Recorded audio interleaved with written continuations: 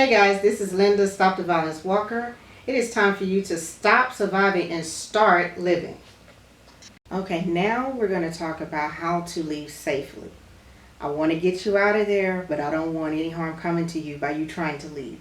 First thing, make sure you do not tell the abuser that you're leaving. Okay? You want to get your things and you just want to be ready, but do not tell them that. You want to have your own bank account.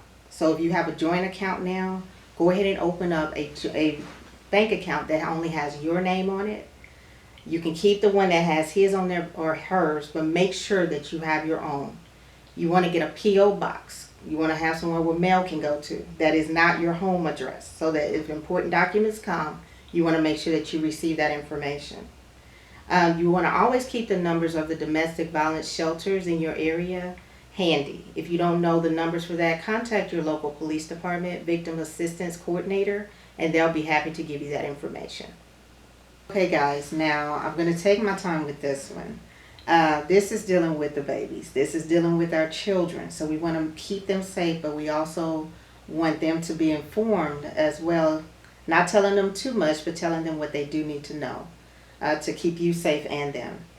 First thing, you want to let your child know that it is not their responsibility to keep you safe. Okay? They should feel free to talk to people, law enforcement, and others like that in authority. But they should not take that load on themselves. So make sure you make that clear to them that this is not their issue. It is not their fault that this is happening. Secondly, they need to practice dialing 911. If they're school age, most of them already probably know how to dial 911, but just make sure you practice with them how to dial 911. You also want to have a safety exit for your children if there is an explosive situation that they feel free running out the house. It is okay for your children to run out the house, to go to a neighbor's home, to ask for help, to ask someone to call the police, or even for them to call the 911 themselves. You want to teach your children how to lock themselves in their room. If there is not a lock on the door, to find somewhere safe, maybe a closet, under the bed if they fit, somewhere safe so that if abuse does take place and the children are there, the children remain safe.